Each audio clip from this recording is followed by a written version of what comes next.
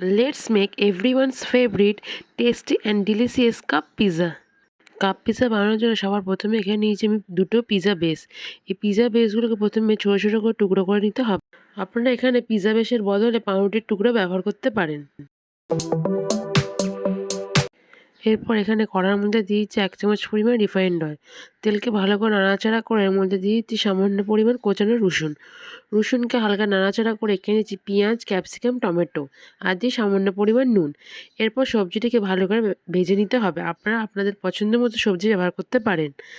সবজি যখন ভালো করে ভেজে নেওয়া হয়ে যাবে তার মধ্যে দিয়ে দিচ্ছি আমি 1 চামচ পরিমাণ বাটার, 1 চামচ পরিমাণ মেয়োনিজ আর দিচ্ছি এখানে 2 থেকে 3 চামচ পরিমাণ টমেটোর সস, 1 চামচ পরিমাণ শেজওয়ান সস আর দিচ্ছি এখানে 2 চামচ পরিমাণ পাস্তা পিৎজার সস। এরপর আগে থেকে টুকরো করে রাখা পিৎজা বেসটিকে দিয়ে এটিকে ভালো করে 3 থেকে 4 মিনিট ভেজে নিতে হবে।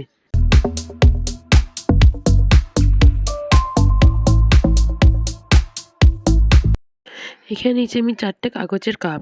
এরপর কাপের ভেতর আগে থেকে বানিয়ে রাখা পিৎজার মশলাটি এর মধ্যে দিয়ে দিতে হবে। এখানে আমি 4টে কাপের ভেতর আগে থেকে বানিয়ে রাখা পিৎজাটি ভালো করে দিয়ে দিয়েছি। এরপর উপর থেকে দিয়ে দিচ্ছি গ্রেট করা চিজ। আপনারা চাইলে চিজের ওপরে অরিগ্যানো আর চিলি ফ্লেক্স ব্যবহার করতে পারেন।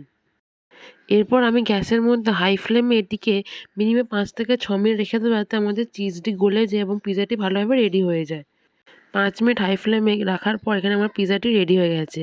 আশা করছি আমার আজকের এই কাপ পিৎজার রেসিপিটা আপনাদের ভালো লেগেছে। যদি ভালো লাগে অবশ্যই রেসিপিটিকে লাইক শেয়ার করতে ভুলবেন না এবং আমার চ্যানেল নতুন আপডেটের জন্য চ্যানেলটিকে অবশ্যই সাবস্ক্রাইব করে রাখবেন।